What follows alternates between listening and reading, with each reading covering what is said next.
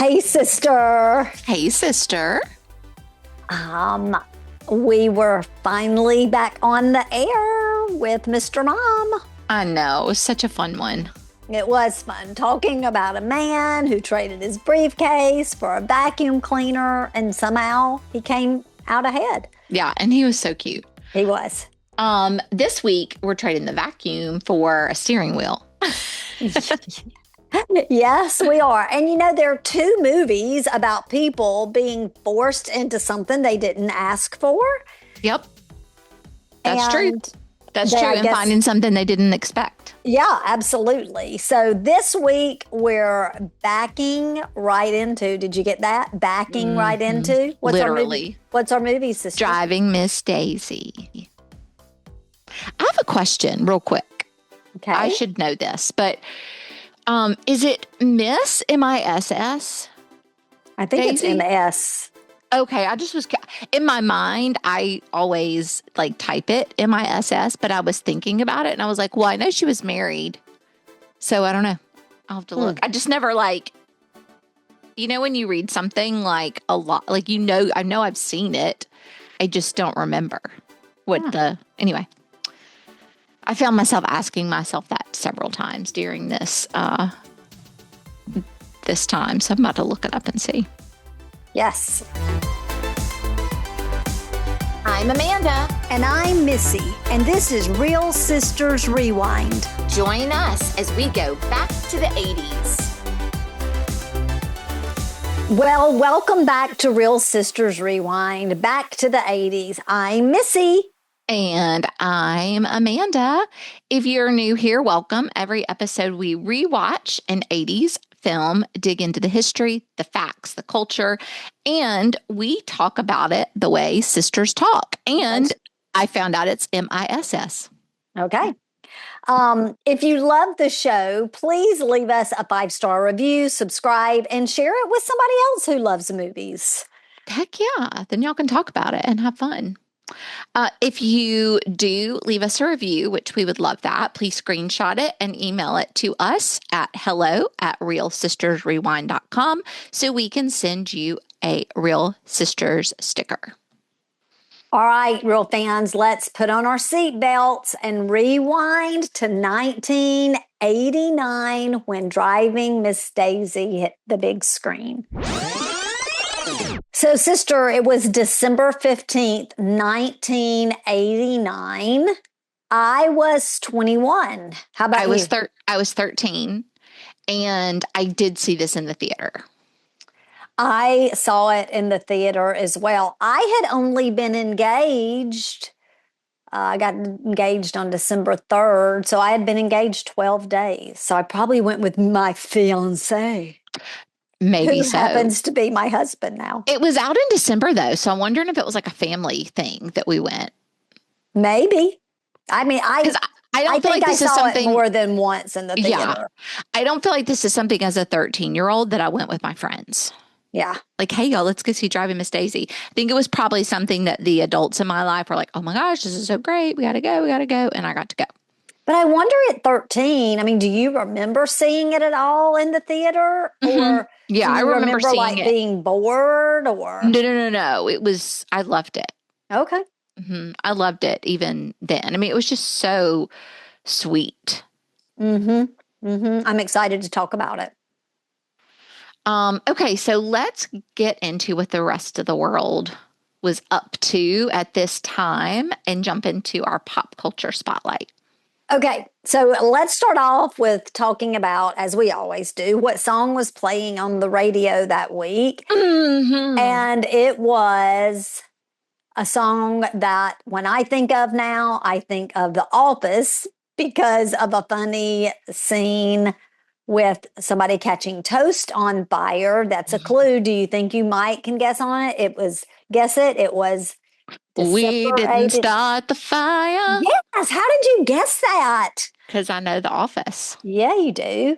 Well, that's by Billy Joel. It was number one, and it had a very slow rise to hitting number one. Like it had been creeping up the charts since September of that year. But as you look at the as I looked at the research of what all was there, there were some good songs on it. Had Another Day in Paradise. Oh, I hate that song. Just another day for you and me in paradise. Blame It on the Rain by the fake group Milli Vanilli. But I don't even care. I love that song. I love that whole know, album. right? Like fake or not, I could care less. Number 5 was I Don't Know Much. I'm trying to sound like Aaron Neville. That was a but I good one. know I love you. That was a really, really good song at that time. Also, back it up to the We Didn't Start the Fire. A couple things about that. Had a really cool video. I hated that song. Oh my gosh, are you kidding me? No, I didn't. I'm not. I don't like it now.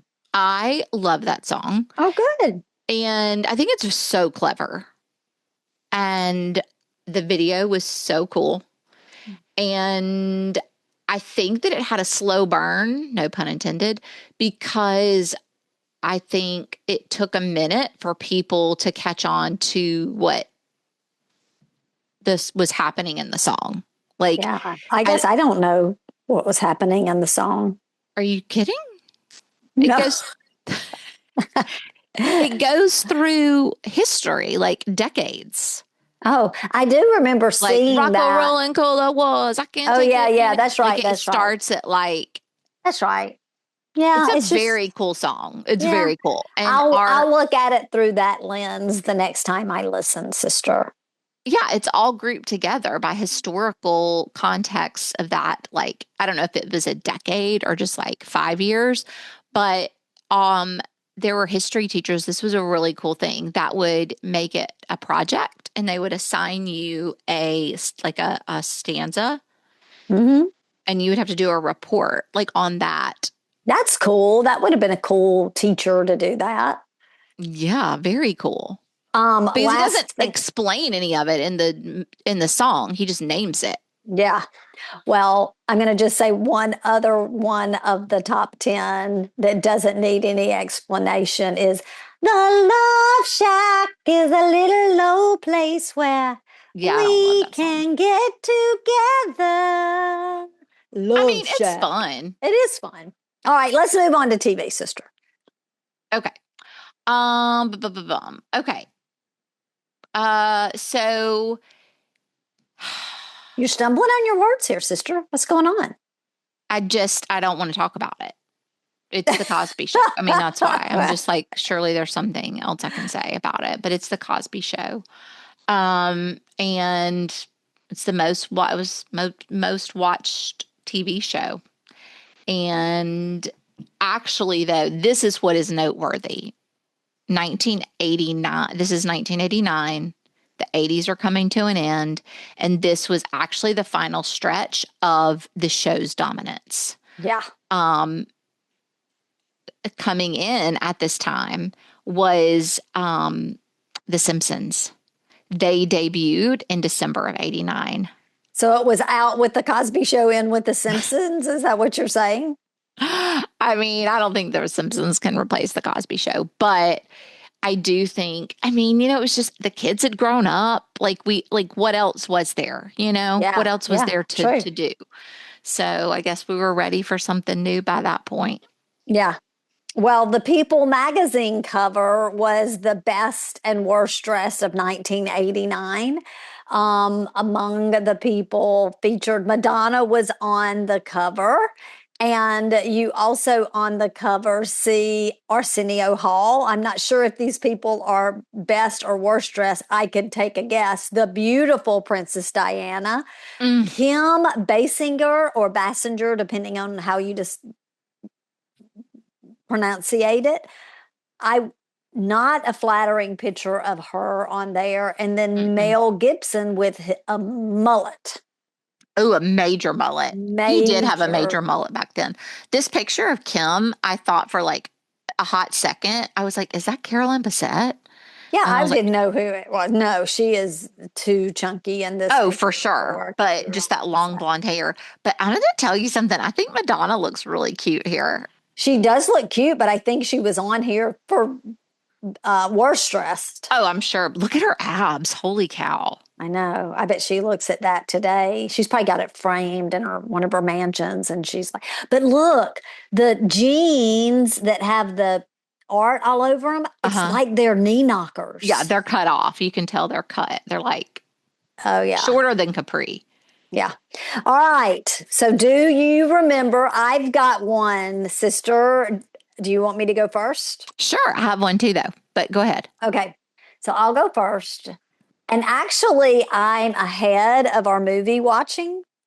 And I was watching next week's movie, and I was watching it with Chris, and he saw this and commented, and I was like, oh my goodness, that's my Do You Remember? Do you remember printed airline tickets? Oh, yes. And I'm not talking like if you get your boarding pass printed. No. You mean like that came in the folding, like in the brochure. That you would go to the travel agent and pick up. And it would be like, here's your airline ticket. Yes. Or the airport. If you lived, I guess, near an airport, you could go to the airport and do it. I guess. But yeah, sure do. I had forgotten about that. I mean.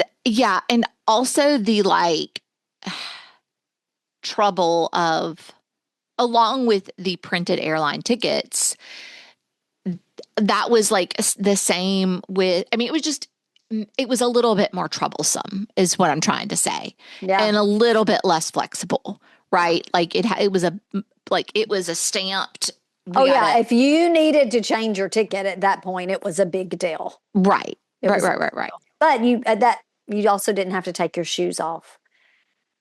No, you didn't. But we're back to not having to take our shoes off, I think, except I still see people taking their shoes off. And I want to say, you don't have to take your shoes off anymore. Although with TSA, you definitely don't. But okay, so what's your Do You Remember?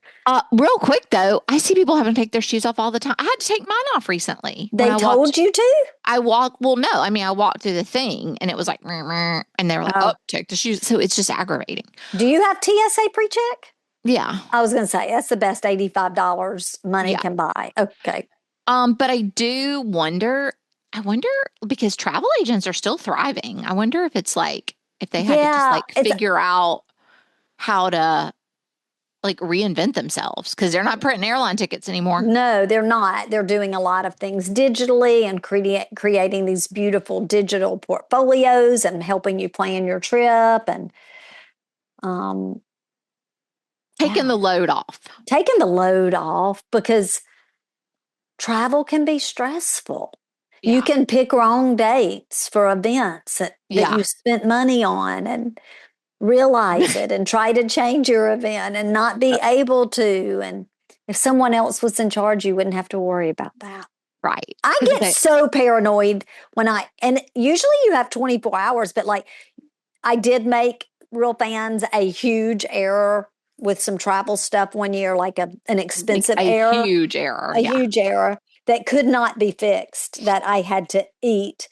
Anyway, long story short, my anxiety goes up so high when I am booking anything now. I'm like, let me look at it. Like let me triple check my phone. Yeah. And I still don't feel comfortable with it. Okay. And that didn't even happen to me. And I feel that way too. Yeah. So I get it. Anxiety.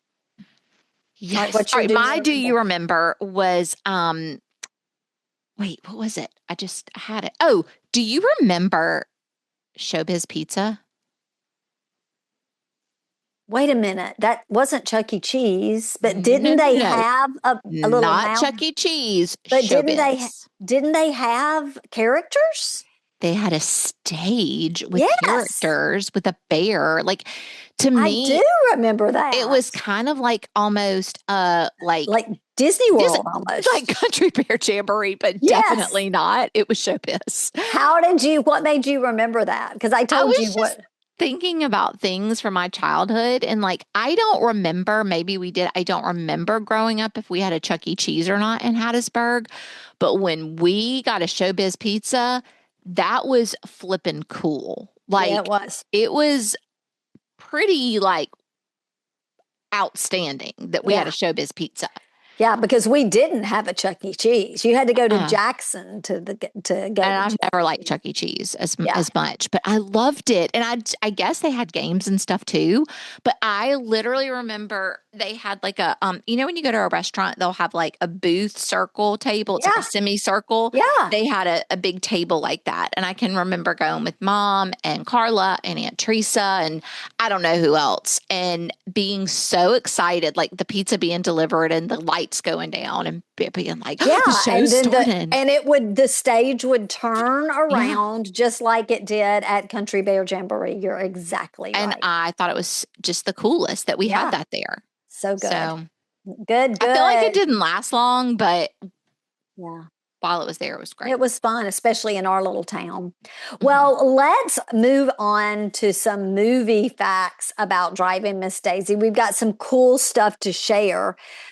It was written by Alfred, I think it's Uhry, it's Uhry. And he was born and raised in Atlanta, Georgia. And this movie mirrors his life, sister. He was a Jewish man. He was from the South. He was deeply rooted in everything we saw. As a matter of fact, his real life inspiration was his grandmother and her chauffeur. His grandmother's name was Lena Fox. Isn't that a cool name, Lena Fox? I wonder if her grandmother name was Foxy. That would be fun. Oh, that would be a fun grandmother named Foxy. And her chauffeur's name was Will Coleman. And it happened just like in the movie. I'm going to call her Foxy just because that's fun. Foxy did have a driving accident, and then Coleman drove her from 1948 to 1973. And that is exactly what the film depicts. So I think that is really cool. And what a timeline. I know, right? That kind of reminds, I know this is not at all, but it's like the same thought of like Steel Magnolias, how this is a male writer Uh huh. from that perspective, just like Steel Magnolias. It's Yeah. based in the South on these deeply what's the word? Unique characters. Yeah. Um, The first opening scene, or it wasn't exactly the opening, but somebody, I think it's the son, is walking through some shrubs or something. And I'm like, this already has Still Magnolia feels. And I did cry. So, oh yeah, for sure. what about who directed it? The director was Bruce Beresford, an Australian director, and he was making a obviously deeply American Southern story. It was very clear that this was from the beginning, that this was in the South. Um, and the other movies, like he has some other movies that he was known for, um, which were also character driven, but they were smaller Yeah. films. Yeah. But this movie is clearly character driven. I mean, that's what the whole movie is. Real fans, before we started recording, Amanda was like, I love this movie, but nothing happened. I'm like, wait, what? Well, I mean, it's just like them. It's just their like friendship, their Yeah. relationship, and Oh, like it nothing makes it really so like good. happens, so to speak. But it's so precious. It's Yeah. so precious. They did film on location in Atlanta, which was Yuri's hometown, and it only took 31 days to shoot, Crazy. which it's because they were dealing with these two outstanding, such talented professionals. Not just two. I mean, I feel like the entire Well, the cast entire was. cast, Yeah. but since most of it centered around Yeah. them. Well, let's go right there. Let's go to top billing. Morgan Freeman as Hoke Colburn. First of all, I remember when I watched it as a 20 something, almost 20 something, or just 20 girl, thinking how old Morgan Freeman was in this and like, why the old man? But he was like younger than I am now. I know. And but he had been doing a lot of work, but this is the movie that really put him on the charts. Actually, the whole year was big. He did four big films that year. He did Lean on Me, that's the principal with the big stick. He did Johnny Handsome, which I don't really even remember. Glory, which is incredible. And Driving Miss Daisy. So this is the year like Morgan Freeman became Morgan Freeman. And here's a cool thing, sister. He actually played this role on the original off-Broadway production, and he's the only cast member to do it. So he reprised the role. Oh, how incredible that must have been to do it live. Well, we have Jessica Tandy as Daisy Werthan. She's a British-born actress, and that actually makes me, and when I'm about to tell you this, that makes sense, because I'll tell you this and then why. She's a British-born actress, stage royalty. She actually created the role of Blanche Dubois in the original 1947 Broadway production of A Streetcar Named Desire opposite Marlon Brando. Wow. Here's what I was going to say about that. So she's British-born.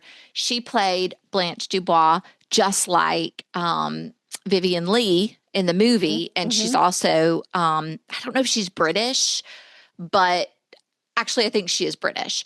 And I remember just from reading about Vivien Leigh that it is more, what's the word? It's easier. It comes easier for British actresses to do an authentic Southern accent. Yes. And both of them are great examples of that because they both have beautifully done true traditional Southern accents. Yeah.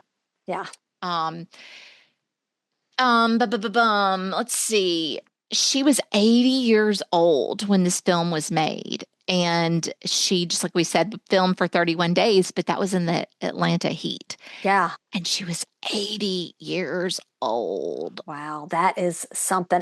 One of the first things I did when I watched this was like, how old is she? And I went to IMDb and checked it out, and 80 years old. Crazy. Well, Dan Aykroyd as Bullywurth and her son. Of course, we know him for the comedies, but he does such a great job in this movie. And it was surprising. It was surprising. Do you know who he reminded me of in this movie? Who? Our cousin Hal. Oh, yeah, I could see that. Just something about his air just reminded me of Hal. I could see that. And here's the thing. He sought out this role. He was really wanting to do something different, and he offered to do it for basically nothing. Like for he just wanted to do it. And I thought he was fantastic. I did too. I was very impressed. Patti LuPone was his wife, Florine, Booley's wife. Now, she also, similar to Jessica Tandy, so Jessica, like I said, was most famous. I don't think I went into this, but was most famous for her stage work. Right. And Patti LuPone was a Broadway legend. This was a rare film appearance for her. And she is, because she's Booley's wife, she's Daisy's daughter-in-law. And there's a little bit of friction. As there often is with mother-in-laws. Mother and daughter-in-law friction, yes, between the two of them. And then we have Idella, the character of Idella, sister, played by Esther Rolle. I think it's Rolle. It might be Rollet. But we know her from Good Times, Temporary Layoffs. She was Florida Evans in Good Times, a television icon. And icon. And she just makes this movie. She sets the tone for me in the beginning of the movie, and just silently tracks all throughout the movie, just as this presence of grace and stability. Yes, practicality, stability, dependability. Oh my gosh, she's so good. Remember on Good Times when her husband was not nice to her? That was a CBS show, and no. You might have watched it in syndication. You watched it in syndication, but for me, Ooh, I loved me some Good Times. I remember you watching it in the afternoons when I come in. I love the song. And you loved that tall, skinny boy, Jimmy Walker or something like that. Like you thought he was Yeah, so the funny, brother. their son. Yeah, yeah. Oh, yeah. He was the JJ. JJ, yeah. Oh, he was the best. Janet Jackson was on that show too. Miss Jackson, if you're nasty. Yeah, her name was Penny. It was so good. But she is just, I can't, and I don't, and when I say this, I'm not thinking about color. I know that was a thing, but like when I saw her in this, she reminded me of so many people from like growing up, like people living in rural areas and just very, again, regardless of color. Dignified and grace And and just like, I'm just getting up every day, grateful for my life and doing the work. And I'm yeah, just going to be here no matter what. And yeah, really strong character, yeah. really powerful lady.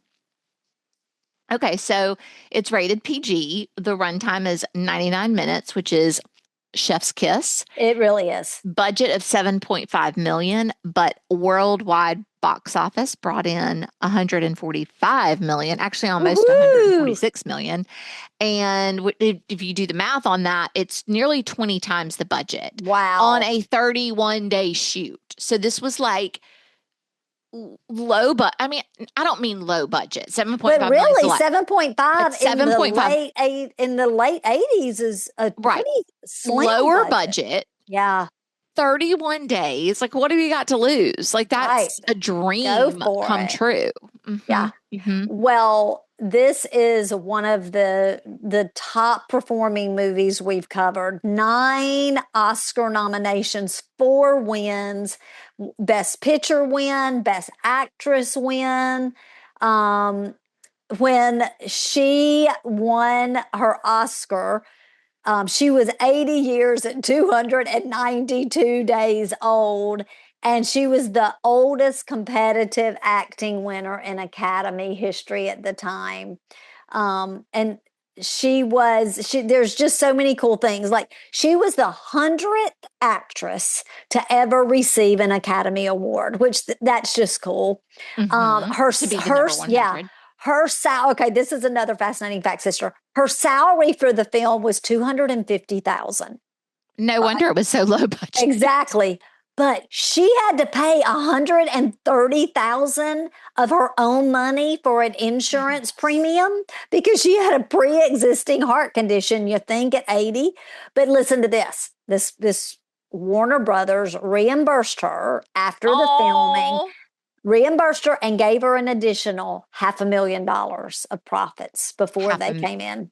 half a million. Yeah, Way to but go. it was her first Oscar. Yeah. She was saying it's not possible. It's not possible. Bless her heart. She should have Yeah. gotten more than half a million, but I'll Yeah, let it go. it also won for best adapted screenplay because he had originally written this as a play. Yeah. And Again, that's why I think it reminds me of Still Magnolias. yeah, and best makeup. So 4 Oscars. But what it didn't win, shame, is that nominated was Morgan Freeman, Best Actor, Dan Aykroyd, Best Supporting Actor, and some other things. But Morgan Freeman was robbed. he was robbed. Do we know who won that year? I'm looking. You can go look while I tell you, though, that he did win a Golden Globe for Best Actor in a Comedy or Musical, although it wasn't a comedy or a musical. So it won Golden Globe Awards. It got a lot of recognition. It was what everybody was talking about. Who beat him? Dustin Hoffman for Rain Man. Rain Man, yeah. Guys, yeah. I mean, you're going up against, I mean,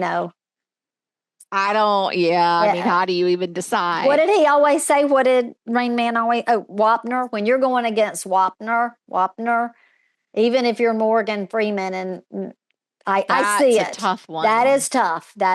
That's why you know what, real fans? That's why we're here to unpack the 80s movies, because that is how good they were. That's right.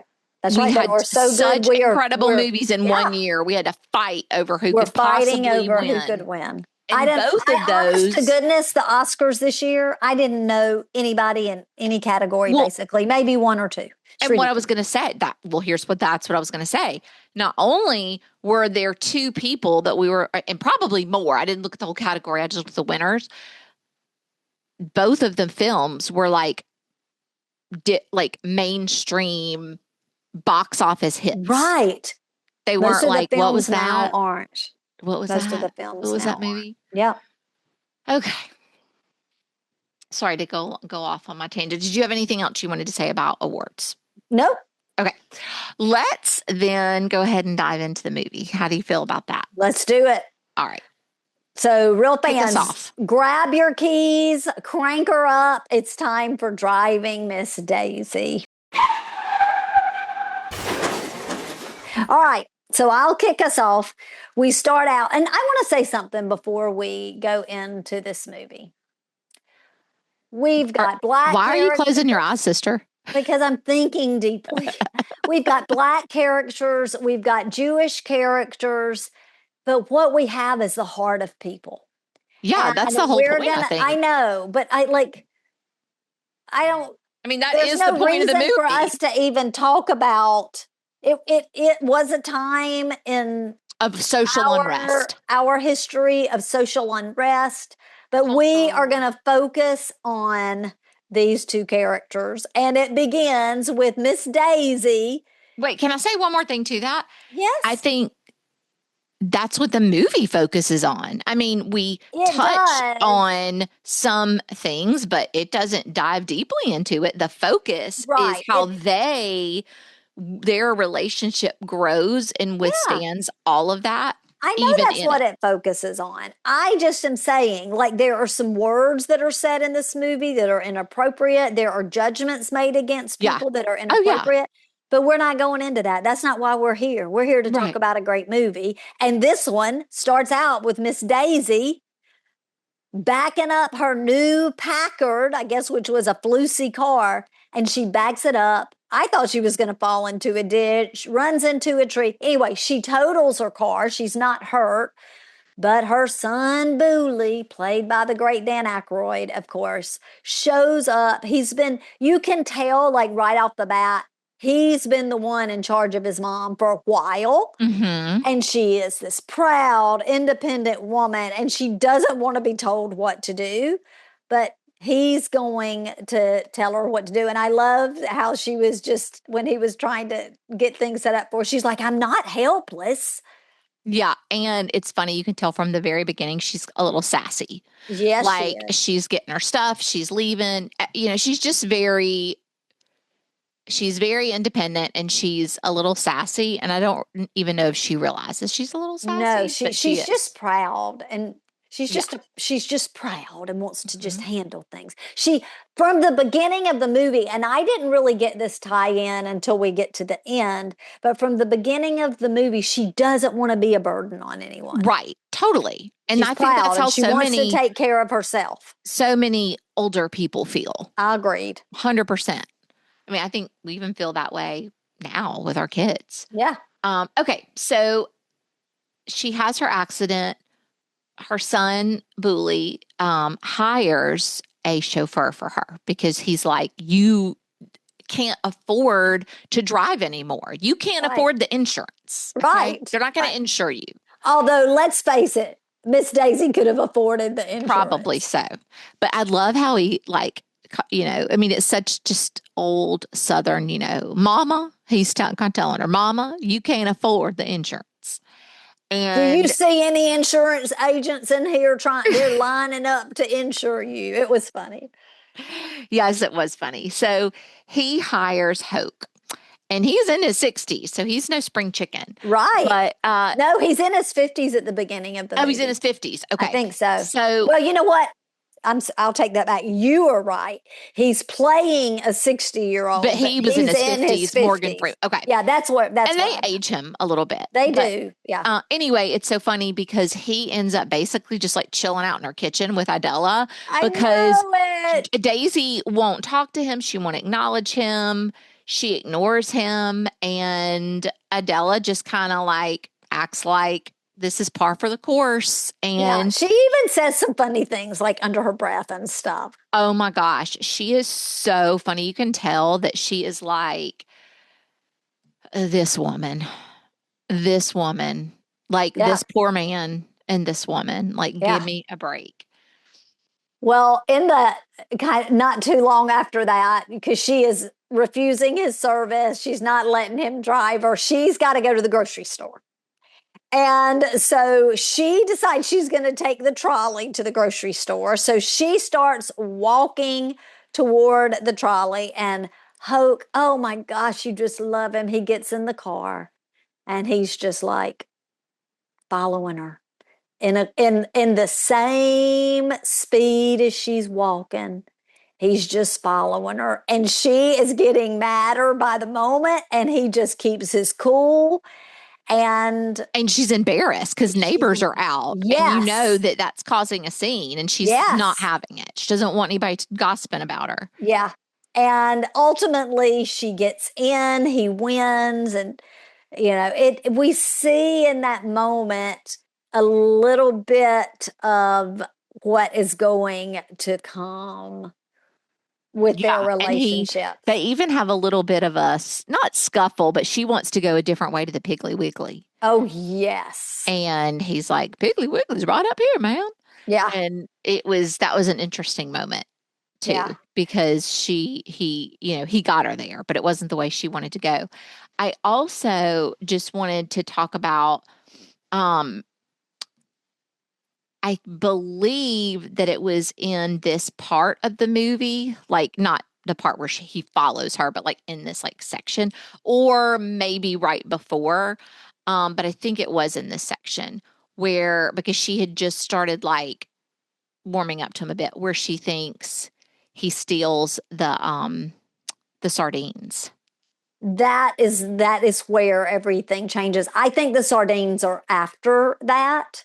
Okay. And it is, she has got righteous indignation. She calls Booley over because she's appalled at something. And then she ends up telling Booley that he stole a can of salmon. And you look in her Salmon, not perfect, sardines. Yeah. yeah, her perfectly Organized. organized pantry, and you can see clearly that a thing of salmon is gone. A And can of salmon. yeah, Blah. and it's so fun. Well, Mama Mac used to fry salmon I croquets, know, except they called them salmon croquets. but those were good. They they probably wouldn't be today, sister. But what I love is that he comes back the next day because she wants him to handle it. And he comes and he's like, Hoke, we need to have talk. When I say he comes back the next day, Hoke comes back the next day, but Booley is there because his Yeah. mom demanded it. And he's like, Hoke, we're going to have a talk. And do you think maybe Booley had reached out to Hoke? And because, No. I felt like maybe he did because they kind of made eye contact, like, did you eat some of mom's salmon? Because she's worried about it. Anyway, he No. says, let's have a talk. And so Hoke is going in to have a talk with him. And he turns around, oh, before I go in there, Miss Daisy, I ate some of your salmon. Stop to the Piggly Yeah, the Wiggly. meat was in the fridge was bad. I stopped and got a can. And you want me to just go ahead and put it in your pantry? And everything changed after that. Yeah. There's a lot to say about it.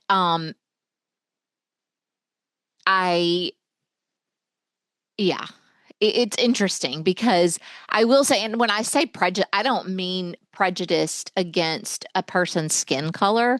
The whole time she says a lot, like I'm not prejudiced. I'm not prejudiced. And again, I don't mean like he could have been a chauffeur that was white, right? Point being is she had a distrust there. She Like, didn't want anybody in her house other than right. Idella. That's what I And, mean. Like and there she was, only wanted Idella there because she had been there since she was a little girl. yeah. And there was definitely a distrust there. Like, with her. It was just funny because she wanted it to be like, no, it's great. I love everybody. But really she had like she had a distrust Yeah. of whoever, Great point. being in her home amongst her things. So that's just an interesting thing that I kept noticing about her. So as we move on into the movie, like I said, the film continues to take us, it's going to take us all the way to 1973. And again, there's nothing like dramatic that happens necessarily, like a big moment, right?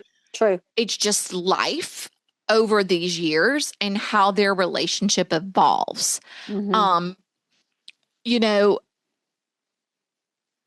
a lot of things happen between them throughout the film. Um, One of the things that really was touching to me was and this is when again we started to see more and more of a shift when she took her when Hoke took her to the cemetery, and she Yes. was working at one of the gravestones, and he walked over and was chatting with her, and she asked him to take flowers over to Oh, Bauer's grave. And he kept looking, and she said, "What is wrong with you?" And he finally told her, "I can't read." And I cried. I mean, that I teared up at that yeah. part. And she was in her past life a teacher. And so she was teaching him how to figure out which headstone was Bauer. He was so appreciative. And that continues. We see that she continues to work with him and then eventually gives him a book, a writing book, so that Yes. he can learn writing as well. And so that was like one just little snippet that we learn about their relationship through the small moments in this film. Amanda, that part where she's so, this is how isolated she is with her class or whatever. And I don't mean school class. I mean, like they obviously very wealthy and set apart from the average bear, but she doesn't get it. She's like, "What do you mean you can't read?" Yeah, But I love, she's she's like like, "Do you annoyed know?" about it. Yeah, she was like, "Do you know your letters?"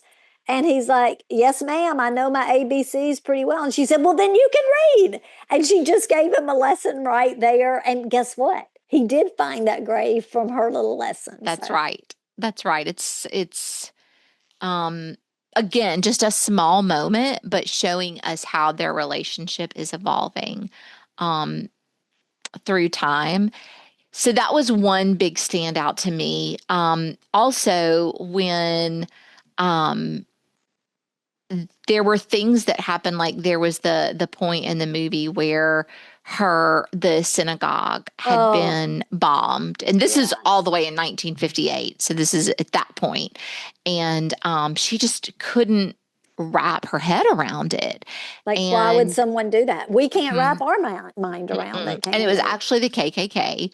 And she, of course, doesn't call it a hate crime. I don't even know if they would have that language then. I bet they didn't. But still, even within that, she doesn't really connect that to Hoke's experience going, like living through the civil rights movement and his Right. history.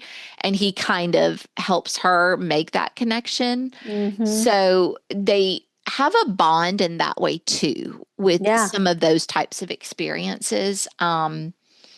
But yeah, it really, their relationship deepens over time through these small moments, these Mm-hmm. small repetitious moments of just spending regular daily time together rather than being trauma bonded, where Right. you become best Yeah. friends with That's somebody such a because great something point. like big happens. It's just this over time beautiful Yeah. development. It's making me tear up. I know, sister. Um, when they were, one of the things that I thought was so sweet is that, and it's, I think I'm not sure if it happened in the movie right after this, but Booley got invited to go to a dinner honoring Martin Luther King, and he declines, but he's worried about his business. He's a businessman, but he gives Daisy the ticket and tells her that she ought to invite Hoke.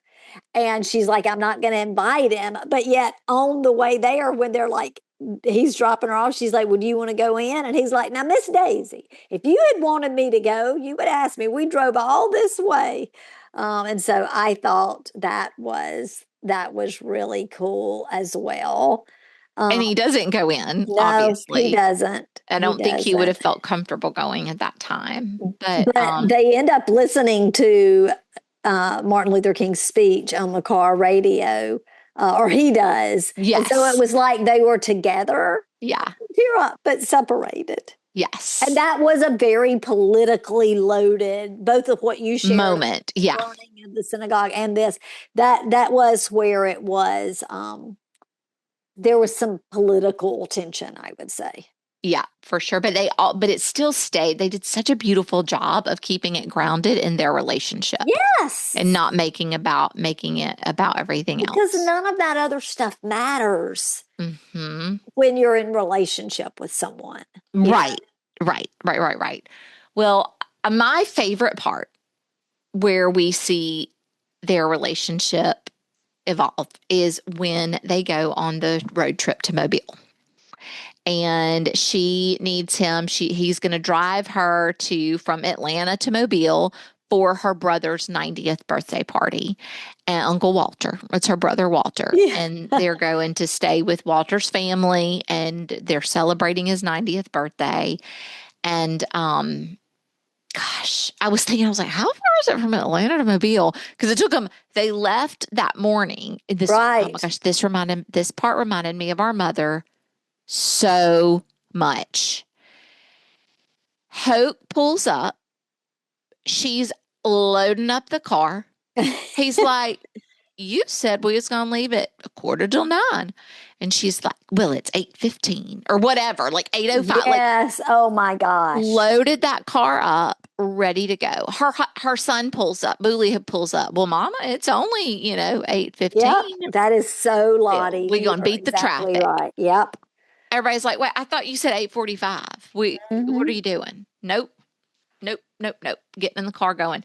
So they headed out to Mobile, and at one point they make a wrong turn, which was not a big deal, except she was getting kind of anxious. She was holding the map. Like he was not in charge of the map. She was. So she was telling him where to go, which was really funny. But this was a powerful scene. So they pull over to eat their lunch, I guess, as you did back in the day, because there was no McDonald's. That's right. So they had their lunch and they were just visiting and enjoying their food. And 2 Alabama police officers pull up, and they another kind of politically. Well, they're like, what do you do? Like, what are you doing with this car? Like, they immediately think something nefarious is going on. And she explains that it's her car. And here's the registration, and he pulls out his license, and everything's fine. And they pull off, but you feel the tension. You're like, that there's like judgment there. Yep. But they don't on both ends of the spectrum too. Mm-hmm. But they don't say anything. They just drive away and get back on the road. And I love it because, gosh, they do such a good job with this movie. No one has to say anything. I know. You can see it through, you can see it and feel it through the body language, the tone of their words, everything. What is not said, right? You can feel it and you can see it. And that is really beautiful. Yeah. This is also the part where he has to stop at night to pee, and she doesn't want to let him. And he's because she doesn't want to be late. And he's like, I gotta go to the bathroom. She's like, you shouldn't have missed the turn. I know. But he does. You should have gone at the station. And he says, that I can't get out and go in those service stations. In a public restroom at that station. Yep. So he goes and takes care of his business, and they do finally get there. And Booley calls, and they, sing happy birthday, and all is well with Uncle Walter. So, Yeah. but I just thought that was a really uh, memory making part. It was. It was one of my favorites too, sister. What's not my favorite, although it's such a beautiful thing, is as she begins having her decline mentally, and she wakes up one morning and she's confused, and she is back in her school teaching days. And at first, like Hoke doesn't really understand what's happening. Yeah. He's confused, and he talks her down. He gets her calm, and it's so beautiful because she's sitting in a chair and he's standing up, and she says, "You're my best friend," and she grabs his hand, and it's just the only time that you really see her just let it all go and just be completely real and connect with Vulnerable. them. Yeah. Yeah, and you can tell he is trying to like pull her out of it. Yeah. Yeah. Like, Miss Daisy, you don't have school today, and you're just having a spell. And Yeah. as probably during that time, a person would, because we didn't treat um, brain decline the same way we do That's now. right.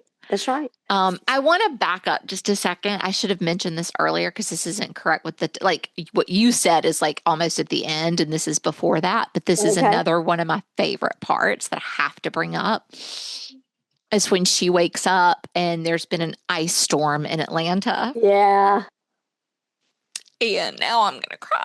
Yeah. I'm crying And too. she gets up and she doesn't expect anybody to be there anyway because she Right. can tell it's, the roads are frozen.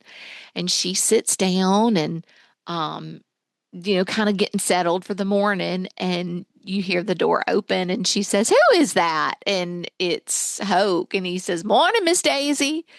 And He brought her coffee from he Krispy said, Kreme. he said, "I knew you couldn't do without your coffee." And he brought her coffee. Yeah. Yep. So, yeah, I mean, this is, this is like true friendship. Yeah. All right. So after she has her spell, as Hoke would say, Yeah. we skip ahead to 1973, and this is the final scene, and it's Thanksgiving, and Booley Oh. and Hoke go to the nursing home to visit her, and she's Mm-hmm. really frail, and her hair's this is the first time her hair's down, and she can, she's got a walker, and she really doesn't say anything until they get to the table. And She basically, looks dignified, though. She's she got does on look her little. dignified. She doesn't She's look right. disheveled, No, not at all. but she's just not her put together self. Right. And And he goes with Booley. They go yeah, together. yeah, that's what I said. He and Booley went together, and she basically tells Booley to get lost.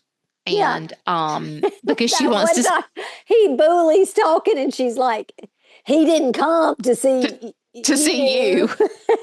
Yes. or to visit with you or something. Yes. And so she tells Booley, go do something, go charm the nurses, is what she said. And so they sit down together to visit, and he feeds her a piece of pie for Thanksgiving. And she can barely manage it, but she loves it.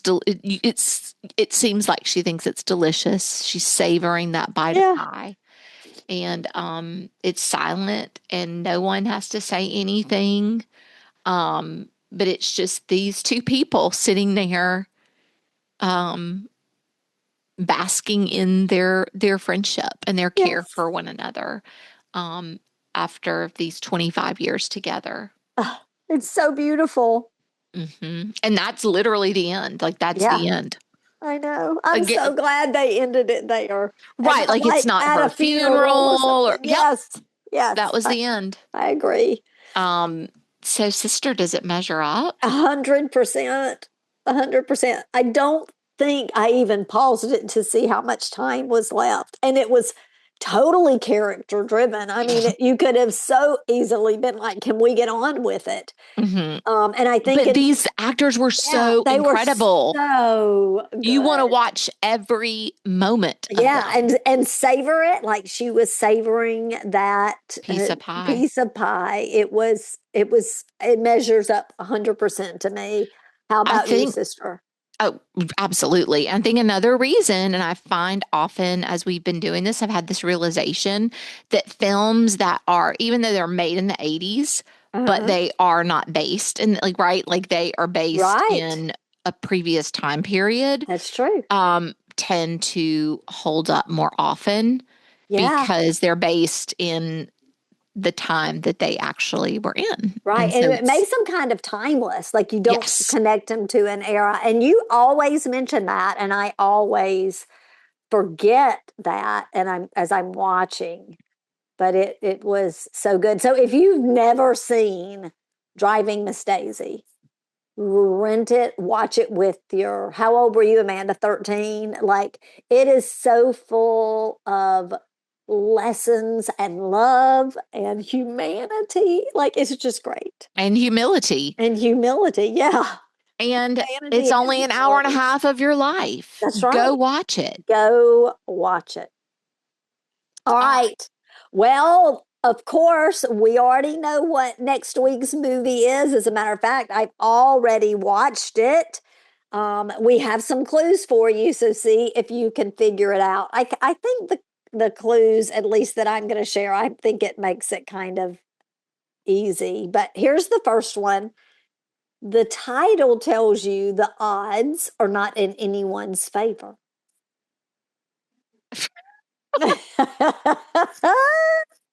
This film is set somewhere so beautiful, it practically steals every scene it's in. I will say it does. And the third clue is there's a Phil Collins song attached to this movie that you absolutely know, and it's a good one. Okay. Drop your guesses and your reviews in our comments or shoot us an email at hello@realsisterrewind.com so we can hear what your guesses are. And we'll see you next time. That's right. If our show has brought you some joy, leave us a 5-star review, subscribe, share. When you do, you know what? Take a picture, send it to us at hello@realsistersrewind.com, and we'll send you a sticker. It's as simple as that. That's right. That's a wrap on Driving Miss Daisy, real fans. It was a fun week to journey back to that movie. We will see you next week as we rewind back to the 80s.